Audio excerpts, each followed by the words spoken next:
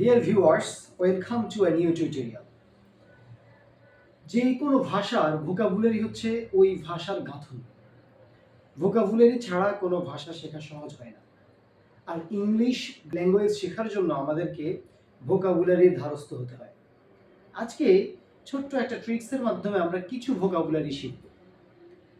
কোনো সেন্টেন্সের শুরুতে যদি আমরা অমনি ব্যবহার করি, অর্থাৎ অমনি প্রিফিক্স এই প্রিফিক্সটা ব্যবহার করি, তাহলে ওই ওয়ার্ডের অর্থ কেমন হয় সেটা দেখব। অমনি দিয়ে কোনো ওয়ার্ড ব্যবহার করলে অমনির অর্থ বোঝায় সকল, সব, সর্বত্র এরকম বোঝায়। Let's see the examples. যেমন অমনিভোরাস যদি বলি, অমনিভোরাস মানে সর্বভূক, সব কিছু খায়। অল ইটিং সব বোঝায় অমনি থাকলে। অমনি প্রেজেন্ট, প্রেজেন্ট মানে অবস্থান করা, বিরাজ করা, বর্তমান এরকম।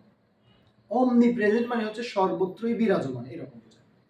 তারপরে যদি বলি অমনিপোটেন্ট, অমনিপটেন্ট মানে হচ্ছে সর্বশক্তিমান, সব বোঝাচ্ছে, সর্বশক্তিমান, সুপ্রিম পাওয়ার বা আলটিমেট পাওয়ার। তারপরে বলা যায় অমনি কম্পিটেন্ট, কম্পিটেন্ট বলতে আমরা বুঝাই নিপুণ, তাহলে অমনি কম্পিটেন্ট হচ্ছে সর্বনিপুণ।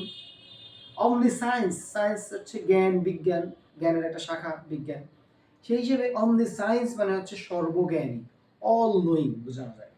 এভাবে অমনি যুক্ত ওয়ার্ডগুলো আমরা সব বা সর্ব দিয়ে অর্থ প্রদান করতে